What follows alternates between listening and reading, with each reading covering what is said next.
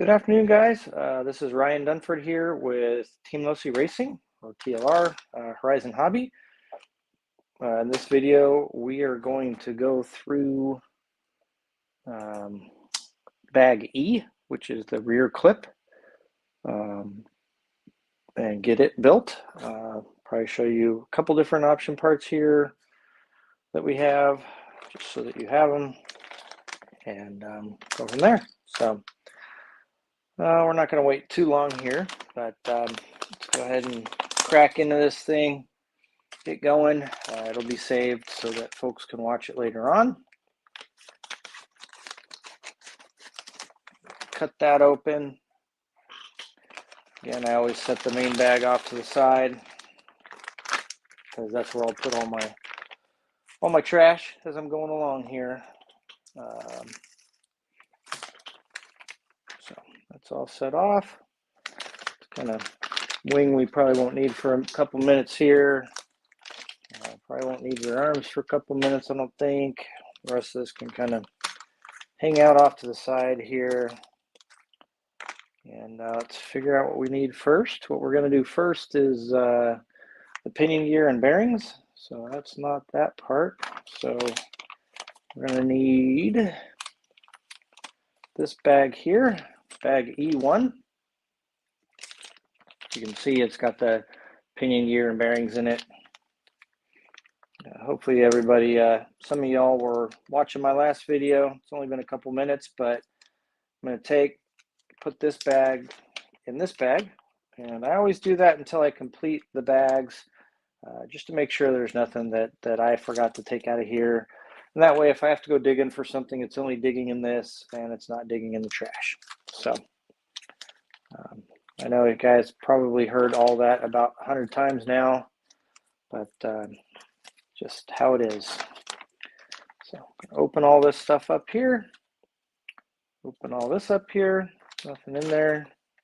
All these up here. And I'm just going to make sure everything, yep, both bearings there. Those, 4 of those, 2 of those, and 1 of those. So the very first thing, pinion bearing spacer, I'm going to do in this instance, because the first thing we're going to do is build this set with these parts here. I'm going to spray this out, so I'm going to spray the whole of this out, because there's usually some machining oil, shipping oil, stuff like that in there, because obviously we're going to thread lock this.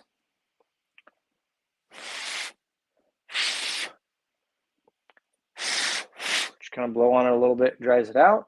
And then I'm also going to do this set screw here. Find a cleaner spot on my rag. Spray some, this is Nitro Force by Dynamite. We're going to clean this set screw really good. And then that's just going to stay on the wrench because that I'm going to work on right this second. So basically, the way this works, if you look in the manual, it has it this way. Comes with these 2 bearings. They're fine bearings, nothing wrong with them. We do sell these HD pinion bearing sets. I went through those in the last one. The part number is TLR 347000. It comes with a set for a full car. So you get a set for the front and rear in one pack. And they just last a little bit longer, a little smoother, so I like to run those. It's really easy to tell. The HD one has the auburn or brown and then the black on one side. The standard bearing is black on both sides, and the bigger bearing is black on both sides. The HD bearing is metal shielded on the inside. So these are just going to kind of go off to the side there. But you got pinion shaft, big bearing, spacer, little bearing, and I always put the brown side out so that I can see it. And then I'm going to follow the same steps that I did for the front. So I'm holding this up top. This is going to go on there. I'm going to make that so that it's flat. Blow that in there. spin this around a couple times.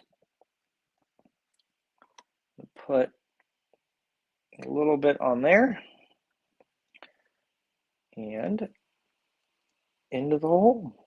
Now we made sure we got in the hole, around the hole. You're going to see, it's easier on the rear one. There's a bunch of extra thread lock on there. Just going to wipe that off so that it doesn't get to that bearing right now. So I just kind of didn't really tighten, but just kind of got it taut. But you can see as I was tightening it, I was pushing on this and pushing this way. So you can see there's no movement back and forth. This should never slide back and forth. The bearing should never move on the shaft.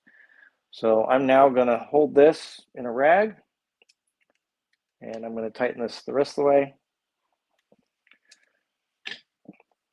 which is a good tightening, but that should ensure that it doesn't ever come out of there. So you're going to see a little bit of thread lock got in there. It almost kind of helps as a, I mean, it ends up almost gluing it on there. Makes it hard to get off in the future, but also makes it not fall off. So usually you have to use a little bit of heat to get it off, but I'd rather have to do that than have it fall off during an important race. So that's the start, step E1. From here, we're going to assemble the gearbox itself. So I'm going to get the rear diff that I built yesterday. In my rear diff, I run 4,000 weight diff oil. I get this question a lot, so I'm going to cut this open here. Hey, you know, you show all these shims in the manual, you know, blah, blah, blah, blah, blah. It's like, yes, there's all these shims in the manual. We give you a bunch of shims. Shims, when it comes to gear diffs, are kind of just something you work in as you're using it. So you'll see when you first put this together, right, this goes in here. There's not a lot of movement, if any, back and forth. And there's even less on the top, actually.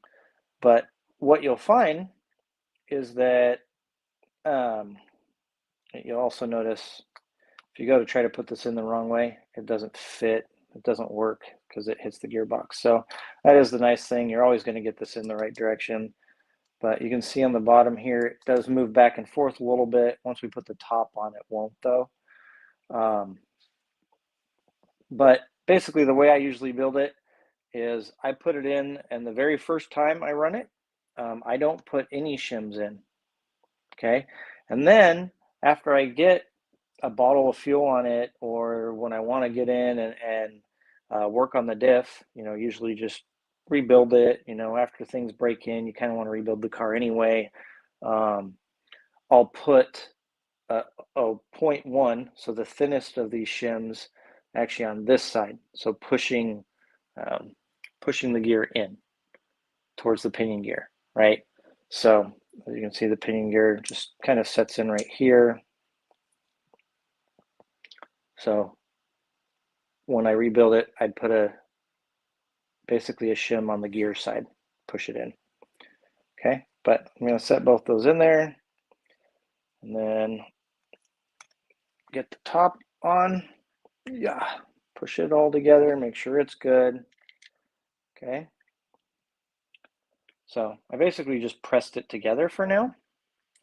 I'm going to take my Hitachi, put the thread in the previous videos links.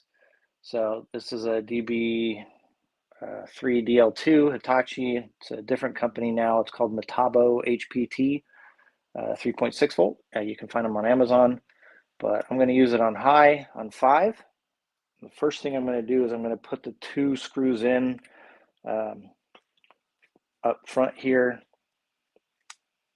So these are 2 smaller M3 screws, and then I'll put the 4 larger M4 screws in after that.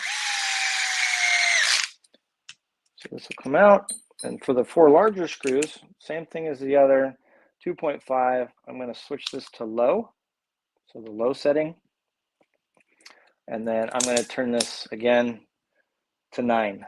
So that's pretty much my normal setting for M4 screws is 9 on low, and then I always put the 2 front ones in first.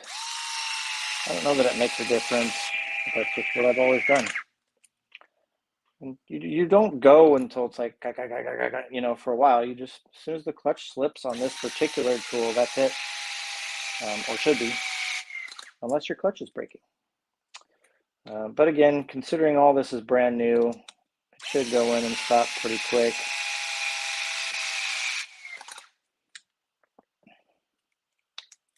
And this is the 8XT gearbox that's used in this car, guys. It is modified. We did bring these ends in a little bit because the width of the C&D block and the pills and how narrow we wanted to be able to get. But this gearbox has been modified for a year and a half now. So chances are if you've bought an 8XT gearbox recently, it probably already has that. But see, everything spins nice and freely, nothing too crazy. I'm going to go back. These front two, yeah, usually they don't take too much more. And then these rear ones, I just like to double, just a tiny bit in this instance. You're just trying to get everything snug together. You don't want dirt getting through there or nothing. There we go. But you'll notice in this step, normally it tells you to put grease on things. I don't grease it then.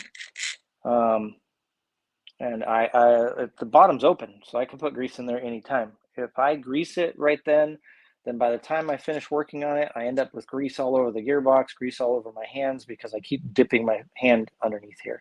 So I'll put grease on this right before I put it on the chassis. That way I don't get anything weird going on there. But that is the gearboxes together now. Now I'm going to put this on. This is the C-block. Again, we do have all square pills now, so you can move stuff in some instances all over the place, sometimes a bit confusing, and it goes on essentially with the teeth towards the bottom because it locks onto the chassis that way. And I'm going to do the same thing. It's still on low, still on 9. That's why I do the two M3s first and then do the M4s. That way I'm not switching tools back and forth a bunch. And then these, I always start one and then I'll run the other one in and then I'll run the first one in. So we'll just run that in. It's a really, really long screw. We don't want them pulling out. We haven't really tested shorter screws there. Probably should because it would be less weight, but we just never have. I don't know. We've always used these really long screws and then we never have to worry about anything pulling out. So anyway, that is most of that bag, which was through step E4. These are packaged with the gearbox because they're molded with the gearbox. So that's just why they package them that way.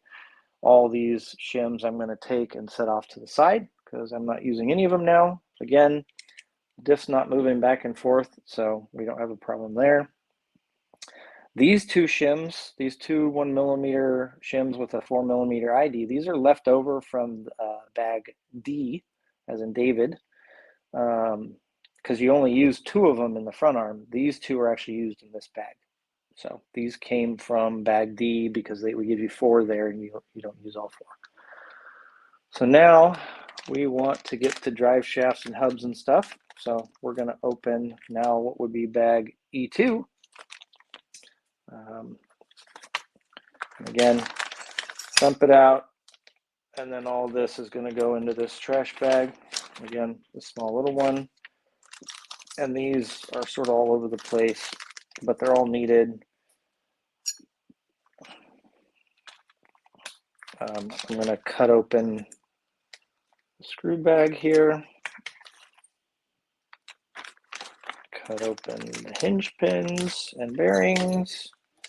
And basically all this stuff's going to get used right now. So we package it separately, and a lot of people are always, oh, so many bags, blah, blah, blah. Well, we package them separately because that way they ship better.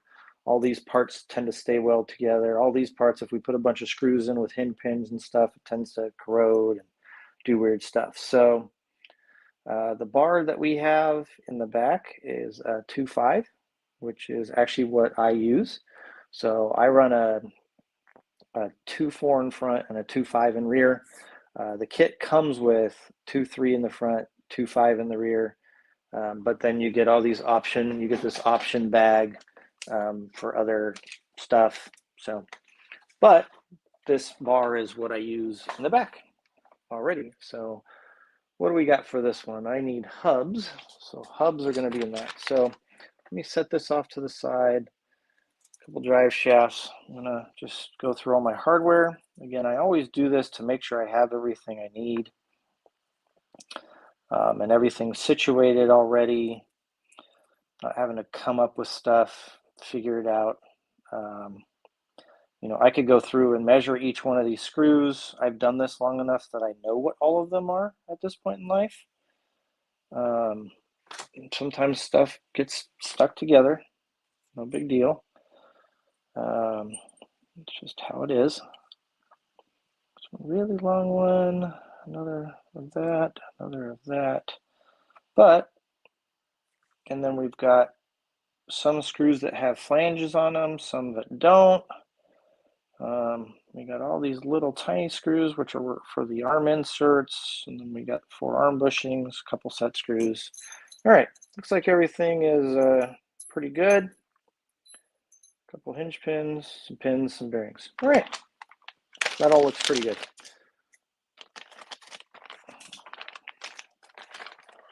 All right, so now we've got all kinds of fun stuff. This is going to go in here. All right, so we have updated plastic hubs, updated plastic arms. These all need to be cut off. So these spacers are all for the outsides. Okay, so I'm just going to take care of all this cleanup right now, even though it's not really this step. I just might as well get it all cleaned up and ready to go. A couple more over here.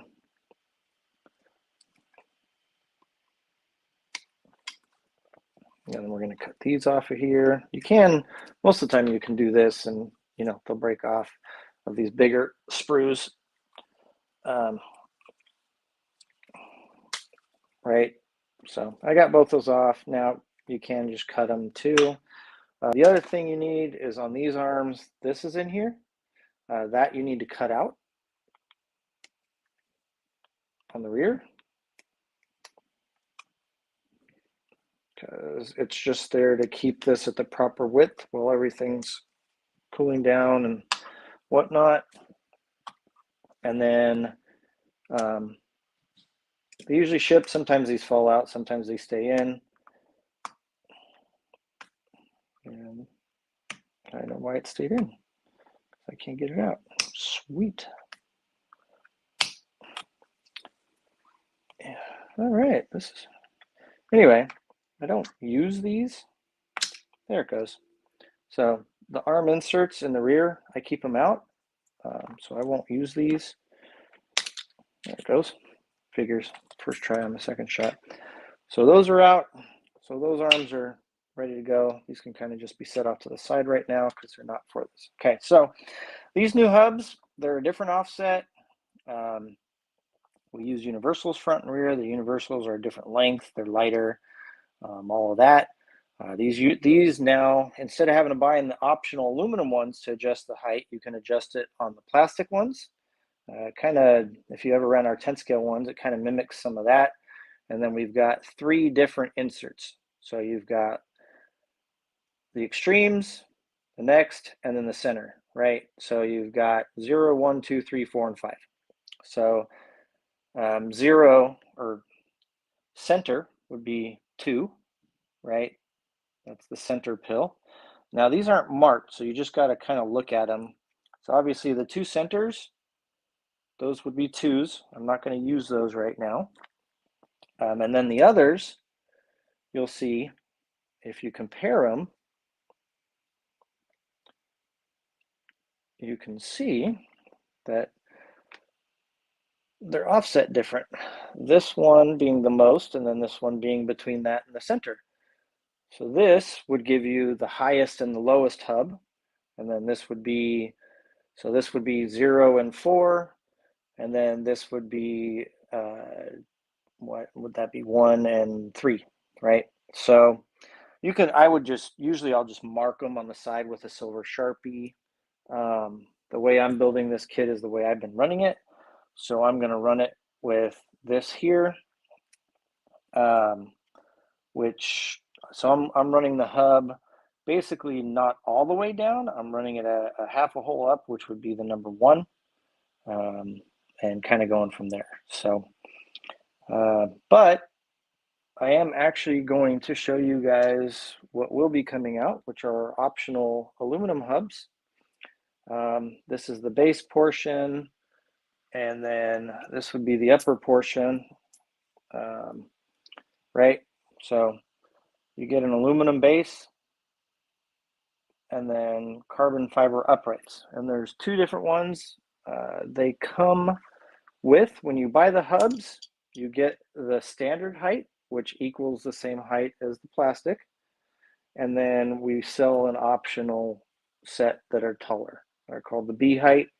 And then they are marked on the bottom. I'm not sure how well you can see that. There's 2 ridges there, or 1 ridge there, because whether you put the ridges in or out changes the hole positioning. So you can kind of move them in and out a little bit. So seeing as the hubs are what we build right now, I'm going to go ahead and build these really quick. So I got my 4 screws and my 4 nuts. The way that they are standard width, the little ridges go to the outside. So I'm just going to get those going. So, I mean, that is one of the benefits of watching things like this, is you get to kind of see the hop ups, the new stuff before, mostly because somebody has to test it to make sure it's all okay.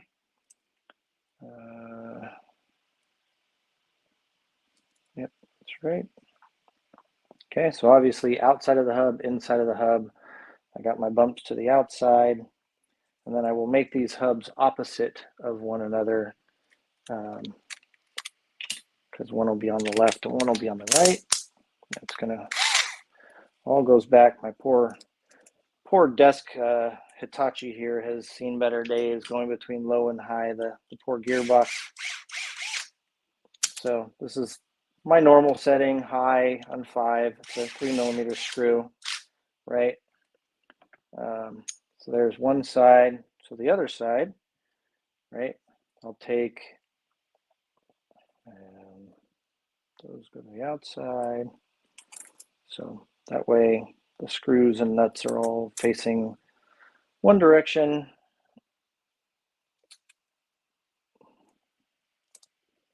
And we can go from there. So let me see if we've got any questions I can answer for folks real quick. And basically, again, guys, the hubs, if I had to guess, probably, unfortunately, probably be end of August into September. We had one type of hub, and then we changed it to this so that you could adapt it for different things. And that's just kind of how it goes. So they're a little bit behind. So anyway, now you can see this would be a stock hub like this, and you can see that the holes are a little bit higher, but this all works the same. So this I'm going to put with the half hole like so. So my hub it's down, but it's not all the way down, and it's not in the middle, right?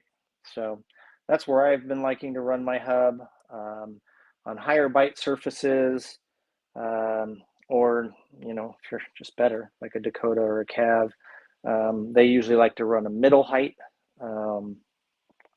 So just kind of something to play around with. But now it has us putting, so it was an extra step, but I just kind of wanted to show you guys some of what's on the horizon here. I put both bearings in, put the hex in, or the drive shaft in, find the pin, and then Now these set screws, everything that's metal to metal, I typically thread lock. These I did not, and I don't on purpose because these are captured by the wheel. So since the pin won't go anywhere, even if the set screw falls out, I don't really care. However, on like the truggy, I definitely Loctite them because that the pin can come out, right? So grab a wheel wrench that has a hole in the middle. This AKA one happens to have a hole in the middle. And you can see everything's good to go. Check that bearing, that bearing. And again, we changed the offset of the hub. We changed the width of the rear pivot. I mean, we changed quite a, you know, some people, oh, you changed too much, you changed too much. It's like, well, we can not change as much, but then you don't end up with as better of a car, and we could save those revisions for future stuff. But now when we make future stuff, it's already starting off better. So, you know, it just kind of is what it is. This is stuff that we learned, and so we're putting it out there for folks rather than kind of holding on to it. So everything spins freely there.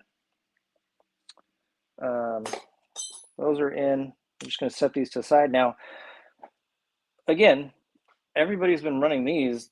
Literally just got these. So the plastic hub's been great. No problems, yada, yada, yada. You know, the aluminum hub is nice because it's aluminum, you know, so stuff tends to not auger out as fast, things like that. But then you've got the different heights that you can play with, right? But so it is what it is. But I just kind of wanted to show you guys those, go from there. So let's see here. Are the bearings the same size or did anything change, Vinny? So the bearings would be the same size if you ran universals all the way around the old car. So you could buy the, what would that make it? Not even an 8X Elite kit. Yeah, basically because you need two 8x16s back here. You don't need the big bearing. So if you bought a kit that was first, say, an 8X Elite, you might need one 8x16. Most of them are making bearing kits now. Let's see here. And again, guys, I'm showing option parts. Most of these, the guys don't run. The only thing that they've been running, they really like the carbon center brace under the center diff, which we'll get to. And then the other thing is the like the aluminum servo horn steering thing. And then the aluminum horns on, I mean, they've basically been running stock cars. They've been running the incline box for some time. So that's the stuff they've been running. I'm using the option parts mainly because I have to test them. So since I'll be running this car, that's kind of how it goes. Yeah, the front one just fall off during my main at the Heroes. Oh, sorry to hear that. Also, rear arms are coming back. No, just the front ones. The rear arms are not compatible, and the rear hubs, nope, the rear hubs are not compatible with the old 8X. So there's a lot of stuff that changed in the back end. So there's that step. I think I got everything that step has. Yep. So we can go to step E6, which is messing with the rear arms. I am not putting the stiffener plates in. I like running without them. Again, our tracks here are pretty blown out, get pretty bumpy, that kind of stuff. Excuse me. So as far as putting droop screws in, I kind of just put this through here. I put the 2mm portion of the droop screw on, and then I push it against a surface and go on reverse, and it kind of sets it up there. And then I just run it till it's somewhere. I mean, I have to set the droop anywhere anyway. So nothing too crazy there. I don't need to put these on, so all these screws can go away, which is what all these little tiny screws are for. We do need the arm bushings. We do use arm bushings with this car. These will be sold separate moving forward, but they are probably not going to be available till September or so either. Right now, I like to put a little bit of grease when this is all fresh and new into these arm bushings. So I just take my 2.5, and this is a white lithium grease. It's made by Lucas Oil. A lot of companies make white lithium grease. Nothing super special about it, but it's also what I happen to use for my ring and pinion gear. Just because it's a good grease, it protects the ring and pinion, but it still allows it to spin fairly freely, and it stays on the ring and pinion really well. So I like that part. Cat's running all over the place here. So we got the arm bushings in. I'm gonna wipe the grease off the flat surfaces here, just so I don't have it going on. And then what do we have going on next? We are putting the outer. So what do we got here? That's the left. That is the right rear arm. So let's go ahead and put these on. We got. Well, I'll run them with the nuts up front. That way, if they get dirty, the holes don't get full. I don't know. Sounds as good as any. Also, normally I would use our aluminum flanged nuts, but like a dork, I thought I had them already, and I don't. So I'm using the steel ones in the kit. But if you want aluminum flanged nuts, which I will be ordering and replacing all these with, because it's an inexpensive way to save a bunch of weight. It's TLR 336005 is the part number, but I just kind of hand thread one on each side so it's got to stop. And then I run my rear hub all the way forward.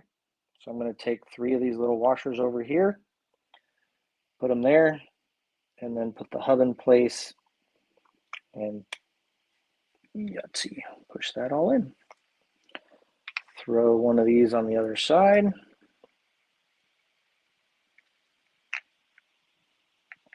Okay, and I will do the other side as well. You can see everything fits pretty good. You know, we could always just keep going and going and going.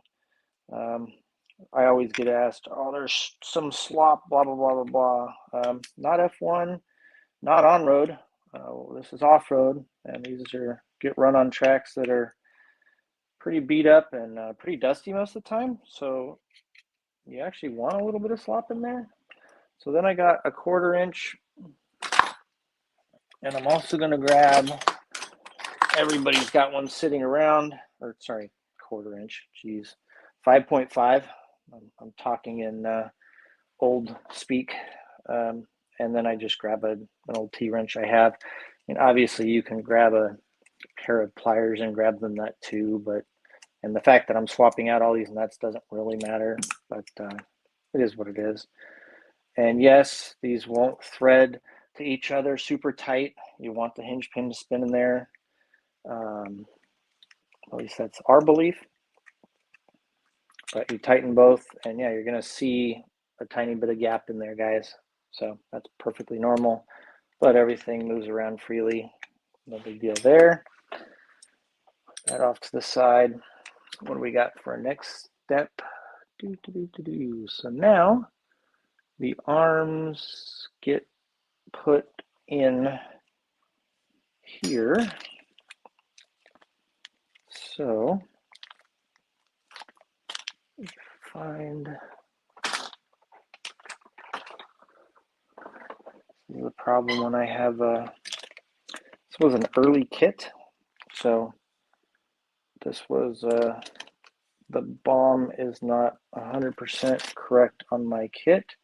So you should have in the bag here gotten 4 more washers, and I don't see anything anywhere there. Oh, sorry, they're in this bag that I haven't opened yet. So let me open this bag. But we need these pills anyway, which is why they're in this bag. I'm actually going to set these to the side because I have my pills from the front end, and I use different pills in the front and rear, so I don't need to cut these ones up. So these are just going to get set off to the side anyway. We dump all this out, put this bag in here. All right, there they are. See? And then there's more washers, all this fun. It's the same wing mount as the Truggy. We did update it. The first kits didn't get the update, but for what it's worth. So anyway, this next step will be putting the arms on, which means you get to play with pills again. So for those that were on the last call, let me try to do a better job of this. I consistently get asked, on the pills, on the 1-0.5 pills, how do I know which way is 1 and which way is 0.5, right? So one way to do that is to take a Sharpie, in this case a silver Sharpie. So the 1-0.5 pills are on the ends, 1.5, 1.5. One pointer I will give, if you're cutting them off the tree, say here's, in this case, my D block. If I know I need to put one on one side, one on the other side, it's not going to ever be the 2 or the 2. It's always going to be one from this end, one from this end, which would make it right, okay? So that's the first pointer. The second pointer is if they're not on the tree anymore, which most of us don't keep them on the tree, if you're looking at the pill, now this one I made silver to try to make it a little easier. You can see, if you look at this side, see how there's barely any silver next to the edge? And then over here, you got a little bit of silver, a little more. Okay, that means this is the 0.5 direction, and that's the 1 direction. Okay, you can also, if you're really good and you just have good eyes, or take a picture, if you look at that circle, the injector circle, you can see that it's right against the edge one way and further away from the edge the other way. So the one that's right against that is 1. The other is 0.5. So anyway, I'm going to be putting these in this, and I run both of mine 1 down, half in my C and D. So one set from each end will go to a C, and the other set from another end will go to D. So I'm going to cut them off first. One end, right? And I'm going to set that with my D block, and then one end. And before I forget, so pill-wise, there are 25 different positions, but do we have a setup guide or anything in the book for what all the different positions are? No. What you do get to know is that the center dot is 3 degrees of toe, 1 degrees of anti-squat. So as you move the pin up and down together, it would obviously stay at 1 and stay at 3. If you start to tweak it, well, then it's up to you which way you tweaked it as to what you have. So when I'm running mine, both of mine 1 down and half in, right? What that means is I'm still essentially centered. I just have everything moved around a little bit, which means I'm running 3 degrees of toe, 1 degree anti-squat. So let me get these in here.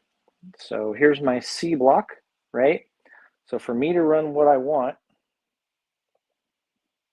and my eyes are terrible, so I want 1 down and half in. Okay, so I want that there. And then this dot goes here, which gives me 1 down and half in, right? So the dot on the other side essentially goes together Get those in there as best I can. So you can see the dots are both in the corner, right? This is my C-block setting. The dots are both in the corner, right? And the 1-0.5 are actually identically written across there. Sorry, 1-0.5, 1-0.5. Okay, so that's my C-block setting. My D-block setting, okay, this is facing me. 1 down, half in. So let's go 1 down, half in. Okay, 1 down, half in. And then this one's easy because once you get the first one in, as long as you got them off the correct sides, the other one you just look at the dot, and that's 1 down, half in. Push them in really good. Okay, so this is what my D block looks like. 1 down, half in. Okay, if I turn it around, you can see that it's as low as I can go there, right? It's right off the edge, and it's half that way, right? So that's my D block.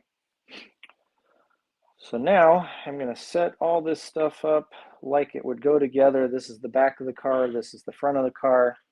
This goes back here. Get that out of the way. Get some hinge pins in here. Get this grease off of here.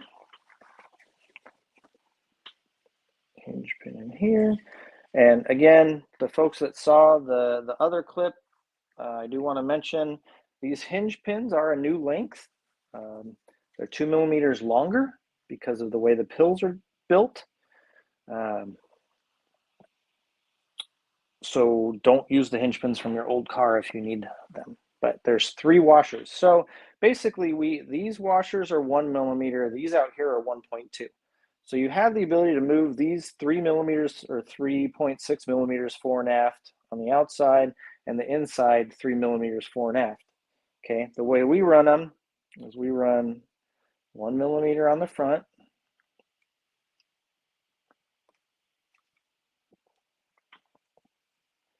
and 2 on the back. And then a block. And then this goes back to low and 9. And these really long screws then go in. Again, I always start one so that it's lined up, and then I'll run the other one in.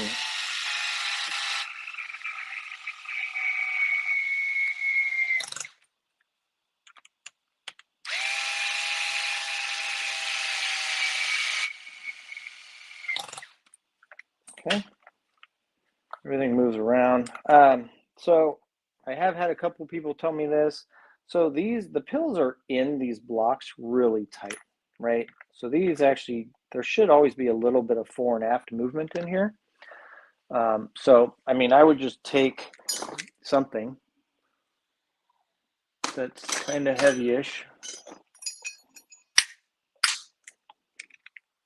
give a couple whacks, and now you can see both of these move fore and aft, and all I'm doing is knocking these pills in all the way. Again, once these are all used and everything, and now these flop around just fine, right?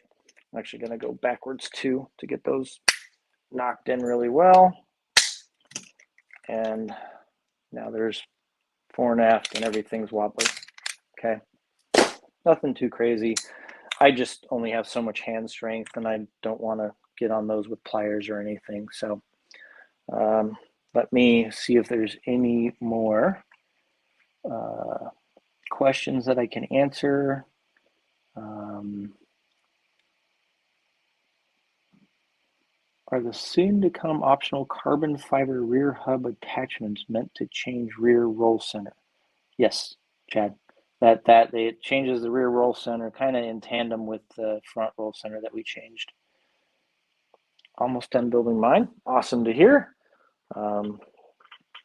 Always good to hear when people have some fun with their RC cars, because that's really what they're for, right? So that was step E8, and now E9 is actually the rear chassis brace right here. Okay, and it uses two M3x12 screws, which would be the shortest of those that are here now. And this will go back to 5, back to high, because it's a 3mm screw. So, you know,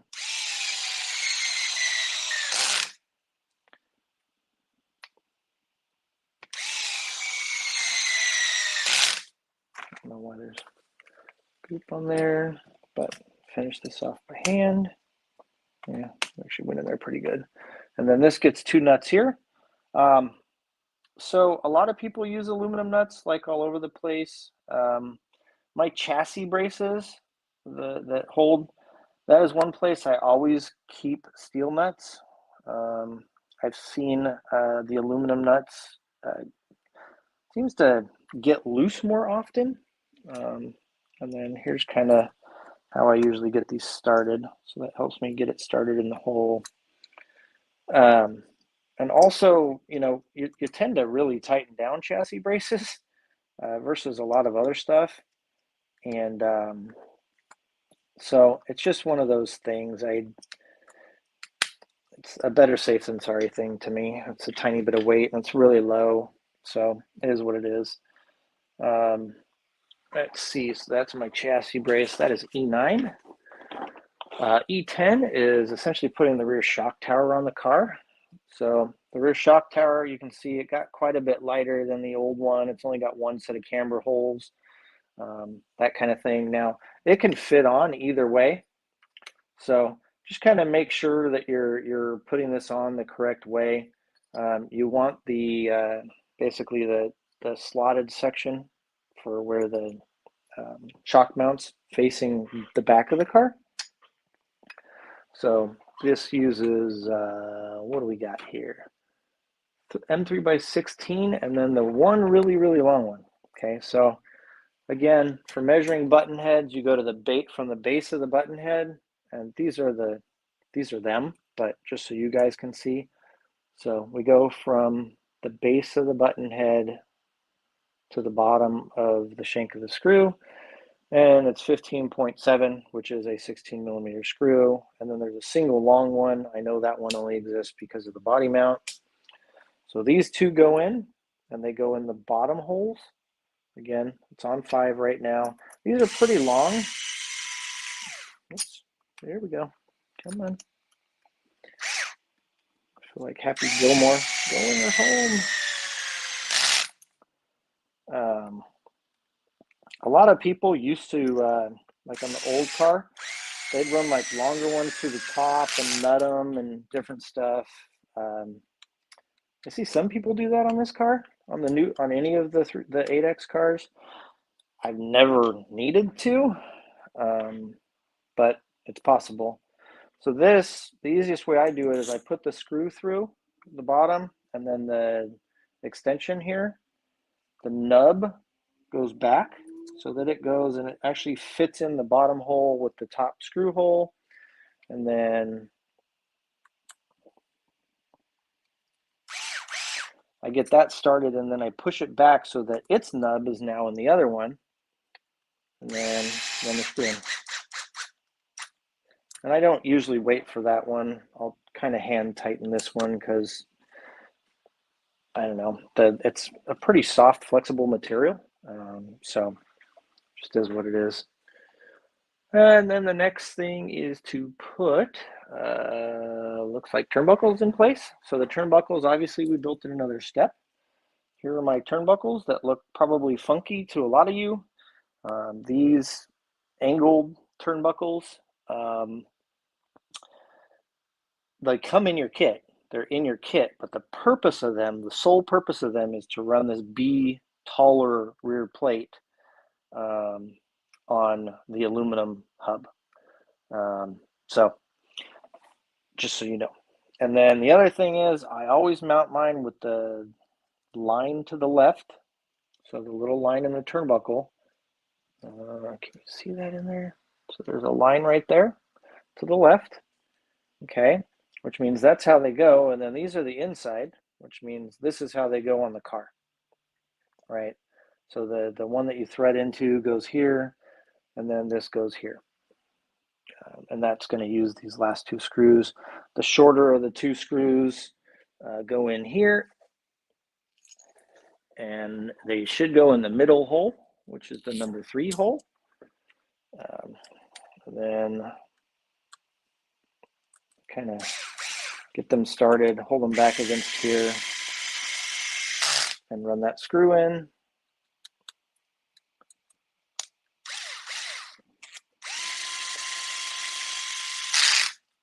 Okay. And then I'll usually go in and just give them a little extra something. These two outer screws, I'm actually going to use a slightly different screw here. They're a different length for these, so I just need to grab a screw real quick here. So you can see they're actually a tiny bit, I'm using a tiny bit shorter screws. And then this goes, I've run this in the outside hole, and then there we go. And then because I'm running carbon fiber,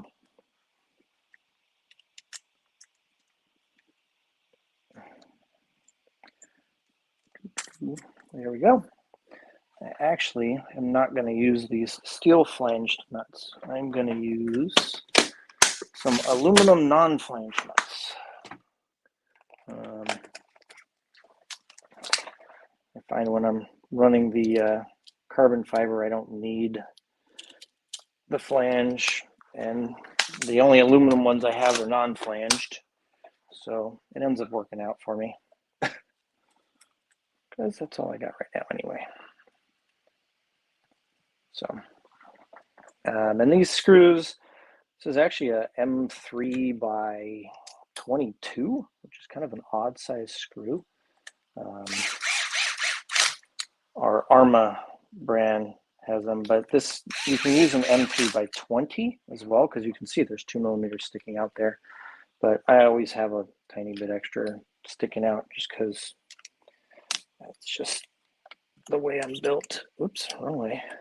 Okay, so I always kind of come in here and put an initial static setting on.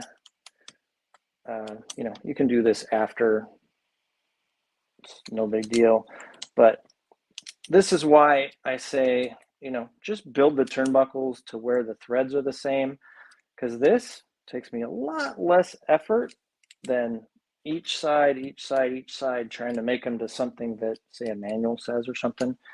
Doesn't really matter what the manual says because there's that. But then you do put 2 nuts on the inside still. And again, I would run aluminum ones here normally in this position, but I don't have them. So normally I'd have aluminum here and aluminum here. Oops. Oh, boo. That's what I get. Luckily, I don't have the sway bar on yet, so at least I get to do each side separate. All right, so there's that. And the next step is building the sway bar. So this can kind of hang out over here for a second, and we can open up the next bag. So let's see if there's any other questions. And we'll get this open and then check.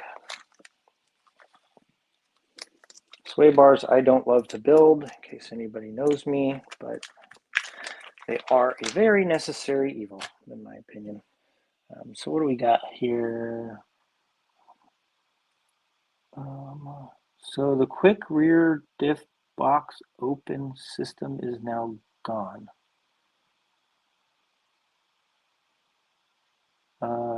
No. So what we typically do is, sorry, let me just, so we went to, he noticed we don't have the 2 big 4 millimeter screws now. So instead of removing one big 4mm screw and having to carry a different tool in your box, we all just remove the two 3mm screws under here.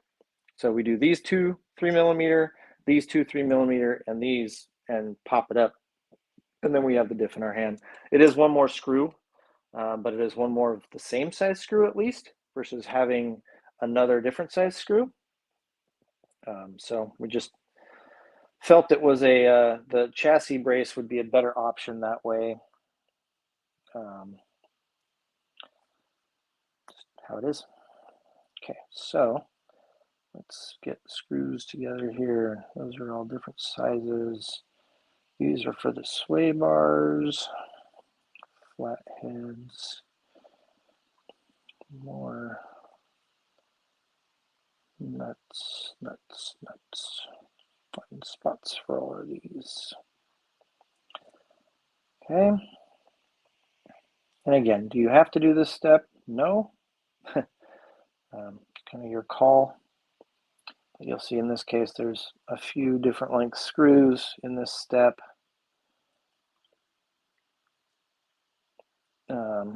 So I just kind of like to get those all situated. Oh man, forget about the wing.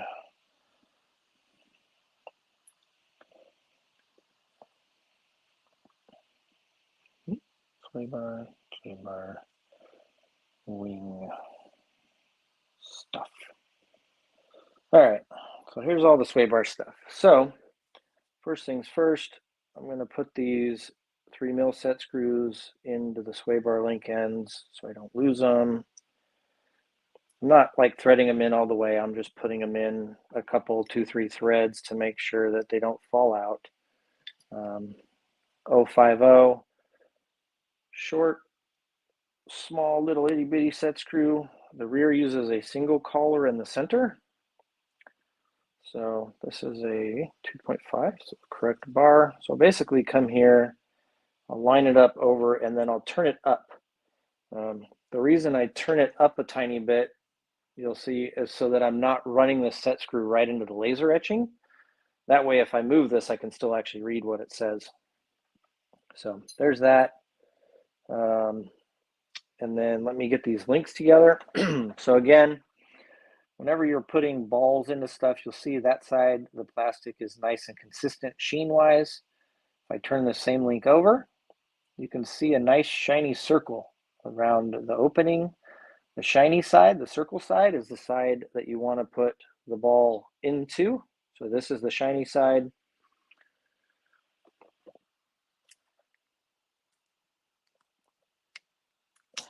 Okay, that's in there. And then I'll put this other link in the bottom. And then shiny side. Doesn't matter if you put what end you put which ball in. They're both the same size ball, or they're supposed to be. So there's those built. And then I'm going to put these sway bar links on the car. Right now, they go with the opening, the side with the set screw facing rearward. And it uses, I know this is a little different than what the manual says, but it uses M3 by 18s. So I'm pretty sure that's this one, because those are all 20. Sure enough, 18. All right, so again, I'm going to kind of do the same process. I'm going to take my 1.5, stick it in the hole until everything's kind of lined up. Hold it as such. You get this on the driver and pull that out and run this in. But I'll go really slow, especially when I think I'm getting kind of near the ball. And in that case, it grabbed and moved it a little bit. And again, I'm going to go until it's basically flush, but even a little bit off or fingernail is fine. This is a lot of thread engagement for a sway bar. And we'll do the other side here. And I just do this because I still stick it in there like that, because arm thicknesses change and everything. So you think you know where the sway bar goes, and then it doesn't, and blah, blah, blah, blah, blah. So just making sure that I got it all lined up. I'm going to turn this, flip this around. And again, I'm going to kind of stick the sway bar in here and then set it in place, right? So now, I did it again. Keep trying to pick it up to show you guys stuff, and then anyway, whatever.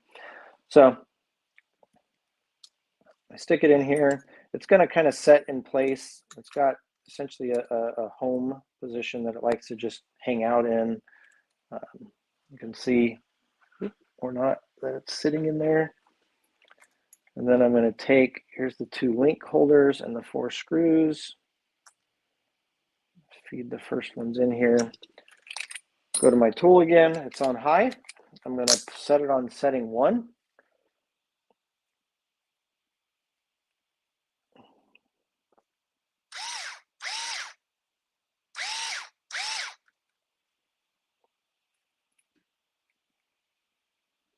So I ran the first one in a little bit, and now I can just run the second one in all the way.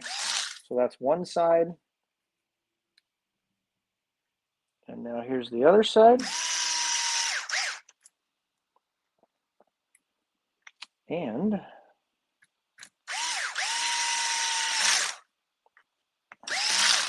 okay, so those are both in. And now, again, this is an early kit that I got. So I appear to be missing one of these longer set screws. So for now, I'm just going to do, no, I'm going to grab another one. I forgot I have my box here.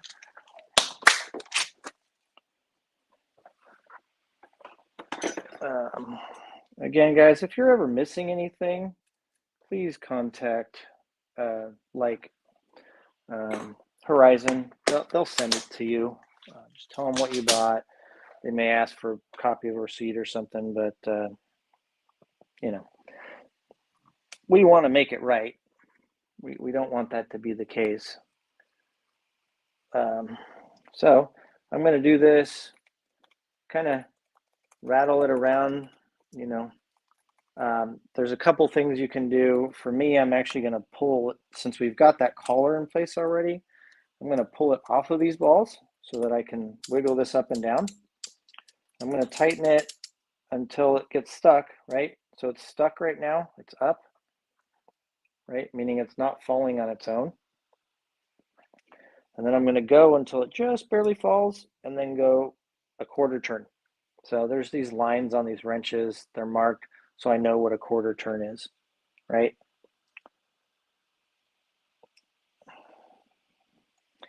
Then I'll do the same thing on the other side. And it's about flush in the rear.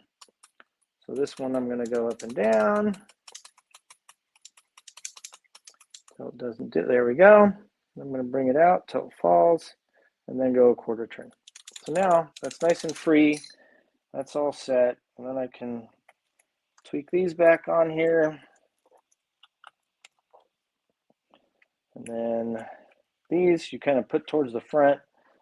And then I usually just kind of, so you can just, on the rear, you can normally line it up with where we're running today on here, right? But the problem is we have the ability to move everything so much forward and reverse that sometimes you want to look at it and just kind of make sure the link is straight up and down when everything's flat, right? Which is what it's at here in this instance, right? So that means there won't be any binding when it goes up and down. That's tight. That's tight. So goes up and down, and we're good to go. There's that. And then what would the next step be? That is step E12 and 13. Yep. And then E14 is putting shocks on, which I have right here. Okay, so we're going to put the upper mounts on. The upper mounts for me are in the number 3 hole. And then again, I like to put a tiny bit of thread lock up here. I also personally recommend using steel nuts up here. Some people put aluminum nuts on the top. It just doesn't work for me. Every time I use aluminum ones, I come back after a couple runs and my shocks are loose on the top, so just won't. So we'll tighten these up.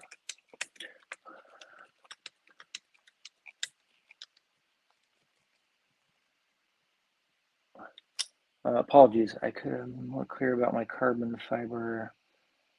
Are either of the two options the same as the stock plastic hub height? Yes. So the option that comes when you order the optional aluminum rear hub comes with 4 carbon plates and 2 bases, which is those 4 carbon fiber plates. You need 2 for each side, right? Those are the same, or the A height, which is the same as the stock hub, the plastic hub. So you could put them on and they would geometrically be identical. The optional version is the B plate, and that it's obviously an option, right? All right, so as I explained on the shock thread, I always put mine on with this facing me or out towards the nut that I'm going to apply, and my screws are in. These screws are out. So I always do the bottom first, and that's done with 1 silver screw, 1 black screw. The silver screw is right hand threaded or righty tighty. The black screw is right hand threaded. The silver screw is left hand threaded or lefty tighty. And they're going to go with, this is the rear end facing you, right? So that's what you're looking at when you're screwing and unscrewing. The black one always goes on this side, your right side. The silver one always goes on your left side. So we're going to put the 2.0 back in, turn it back to 5, get this started. For me, I run the middle hole here.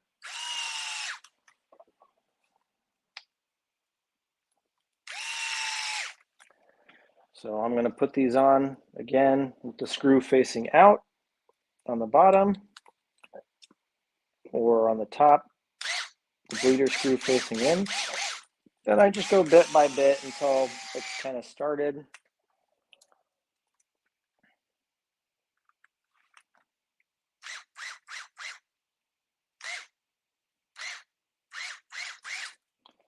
And that's why I go bit by bit. So I missed initially there.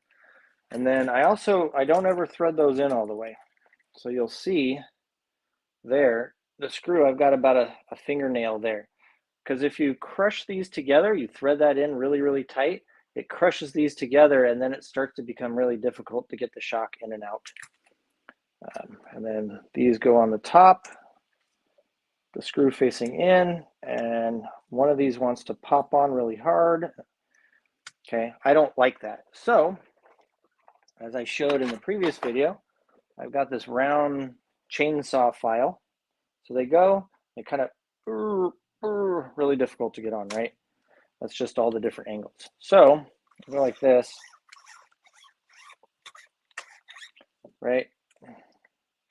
Now, well, it goes on a lot easier. Still not as easy as I like.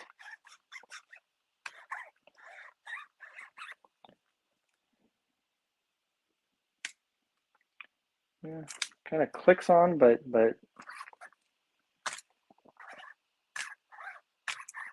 you need to do this? No. Will it break in? Sure. Okay, so now you could see it went on. There was no clicking, nothing.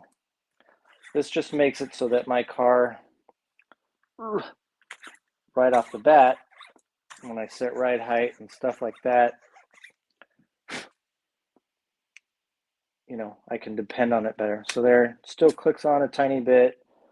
And again, this is kind of, I'm showing you guys stuff that we do to make sure our cars are good out of the gate, right?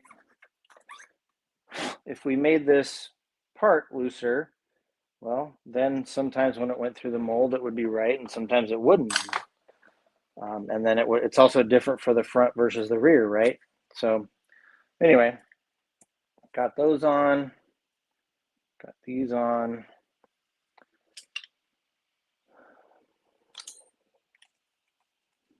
And then the other thing too is how I mentioned, you know, I normally replace and put aluminum nuts places.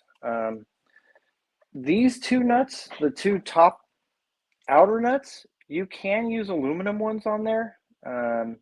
All I'd recommend is because we run them on and off a lot because we're changing shocks and whatnot, I will always make sure that, especially before a big event, I'll put fresh M3 flange lock nuts on both the front and rear, just to be sure that everything's going to stay. I'll usually actually thread lock them too, in all fairness. Let's see.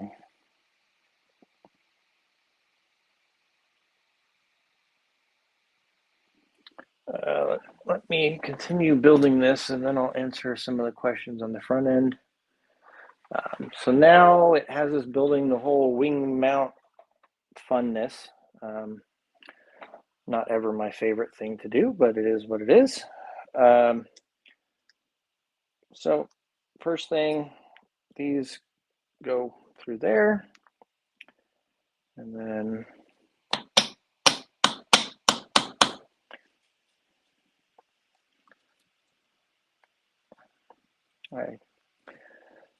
yeah, there was one thing I could remake.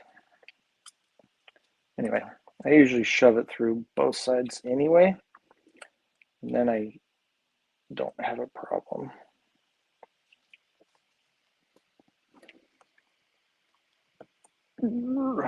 Or maybe I'm gonna in this case. There we go.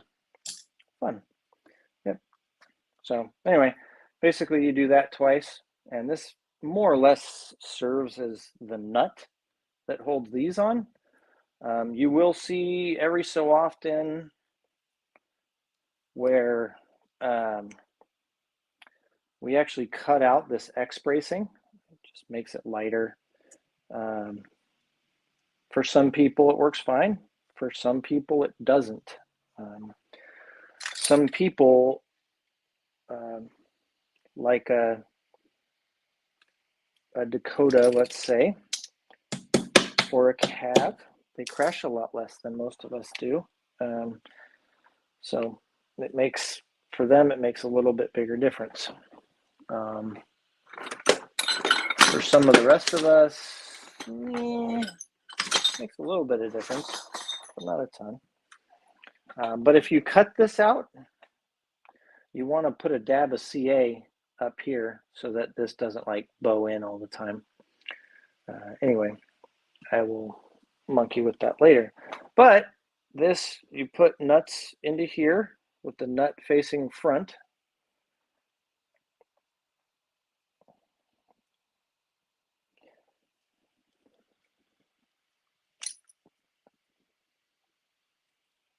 Push it all the way inside, to the other side. There we go. And then you want to do right there too, that opening. Put a nut in there.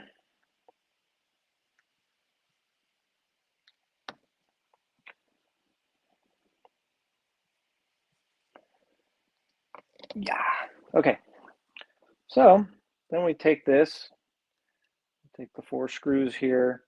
Now we typically run this is the back of the car. We run it as forward as possible and as high as possible. A lot of us have actually been running the 10mm wing spacer up top on top of things. So for what it's worth, something to try. This is the same both ways. It doesn't really matter whether you have the nut in or out.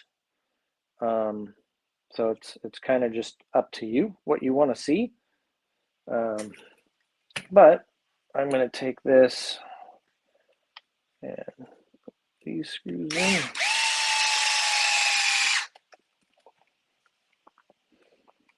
And this is one of those things. So I put these on till it's kind of taut. And then I actually back these off a half a turn.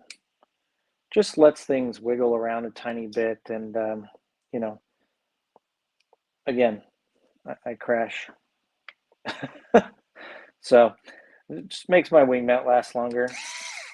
I mean, this thing's sticking up there and taking a bunch of the brunt of everything.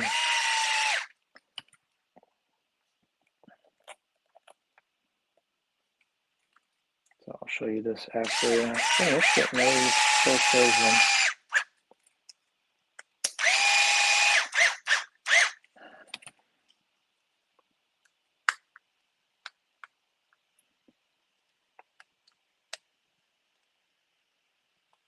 All right, so now you can see they're both mounted, just being, this is the back of the car, right?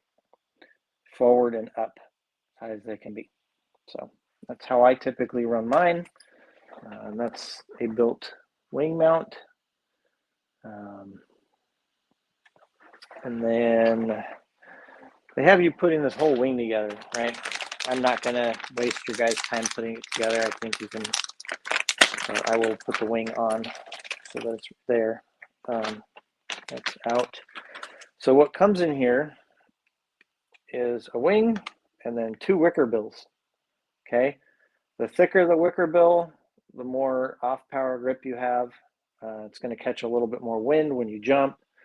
And this is our standard IFMAR wing that we've sold for some time. We have it in 3 colors. But that's what all these little itty bitty screws and stuff are for. You're basically screw goes through the washer, whoop, and then the little nuts fit in the back of these. Oh, bollocks. If you put it in backwards, try to get it out again. So, yeah.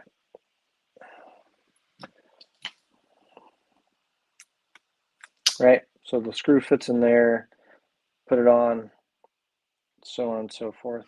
And I guess whatever, that's part of it. So we'll just get her done. I happen to grab the thick wicker bill. When I run this wing, that is the wicker bill I actually run. Typically, a lot of us are running either a Hot Bodies or a J Concepts wing, or we have a new wing that'll be coming out at some point here that we also run at times. But I just put that through there and kind of get that started. And these aren't, you don't need to get these very tight. You don't need to try to pull the nut through the plastic or anything. You just need to get to the thread lock portion. So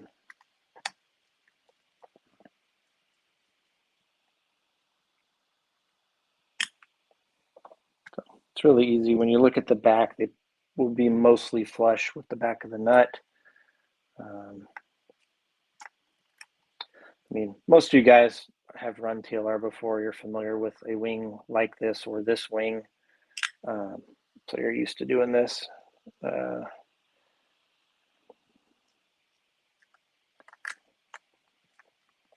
again, most of us are running a 10 mil spacer still. So the spacer from like the Elite car. But this goes on here, like so. Get a couple wing washers. And we usually mount the wing pretty far forward. So we usually mount the wing so that it's like way up here instead of mounting it back here. But I'm going to put this how it's in the manual so that you guys get to see. We're just going to get that started.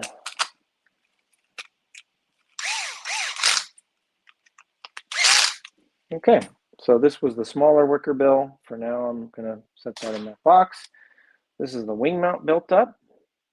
You'll see there's 4 screws here. 2 of these go from the back, so the 2 longer ones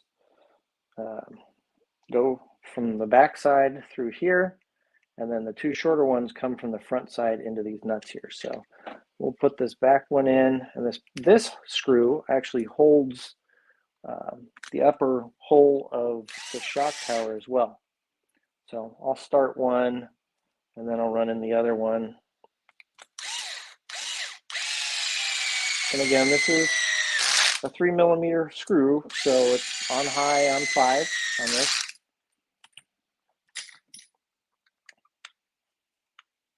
Make sure those are snug.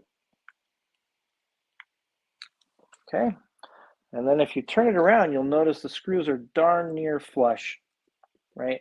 So right here, the screws, the upper screws here, whoops, in the bulkhead, they're flush.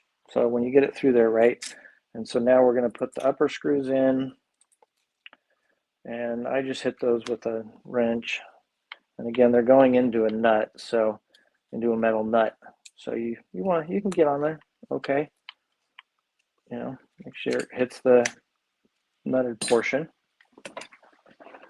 And then I think that should be it. That's it. So my kit had 2 of the older M4 nuts in there.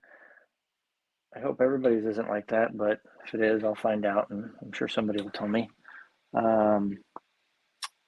Use some jet nuts on those shocks. Is the 10mm ring spacer in the box? Shane, the 10mm ring spacer is not in the box. It's actually something we found out very recently, or else I probably would have included it. But yeah, so the 10mm ring spacer, I would use it. The nice thing about it is you put it on and then you can actually adjust between the, oops, man, I suck at this camera thing. You can adjust between these heights if you want it a little bit lower, but everybody's at least liked it on the low setting, and most people actually like it on the top setting. So especially with the J Concepts wing, which is like a low side dam wing, it just looks a lot better. But yeah, I'll hang out for another minute or two if I see any other questions pop up. One word of caution is don't turn this whole contraption upside down too much, or these nuts may or may not fall out. Kind of your call. But just food for thought. I've had it happen a number of times. And yeah, that's it for videos for today. Tomorrow I will be back. We'll see if I can actually manage another 2 videos, because it makes it's a lot of talking for me. My throat's just not made for that anymore. Well, that's a rear end. I've got 2 extra nuts for no reason, and yeah. The question about, the question about angled spindles. Okay, so you guys are asking about the front end. I take it. We explained that in the last video and other places. But so an incline spindle, the kingpins lean in, and basically the kingpin is more or less, think of the kingpin as the way that the tire is putting pressure on the ground. So instead of your kingpins being straight up and down and it putting the pressure on this way, your kingpins are this way. So it's kind of putting the pressure this way at an angle. And what that allows is that when you're, the biggest spot we notice a benefit is if people ran the DNC track from like 3 years ago when it was at Thunder Alley last time, you would really know. But basically, if you are, maybe 2 years, if you're going on a curved track, right, a curved section of the track, and there's bumps in the curve, so you're not going, spinning a 180 and going, or going and maybe a little bit looser, but kind of more of a European curve. Like, we don't build a ton of those. A carousel or just a more open free turn than a 180-degree turn. And there's bumps or whoops. So basically, anytime you're hitting bumps and steering, the tires are pushing this way. So the car doesn't want to tip over as much. So you can drive a lot harder through bumps in turns, if that makes sense. Could you please show a picture of what the pills look like in A, B, C, and D blocks with the alternate setup that comes with the kit? So a picture? No, I don't have the ability to put maybe I can put a picture on here later. But the setup looks really similar to what I have in the back. The front's definitely different. So you don't want your pins out. You want your pins centered. This is what the D block looks like as per manual. It's what they should look like. The C block will just be pills that say 0.5 with the dot to the corner, right? So instead of them with the 1-05, 1-0.5, where my pills go, see all these pills here? You'll see there's one with a pill, a 0.5, but it's in the middle, and one where there's a 0.5 where it's at a diagonal. It'll be those pointing.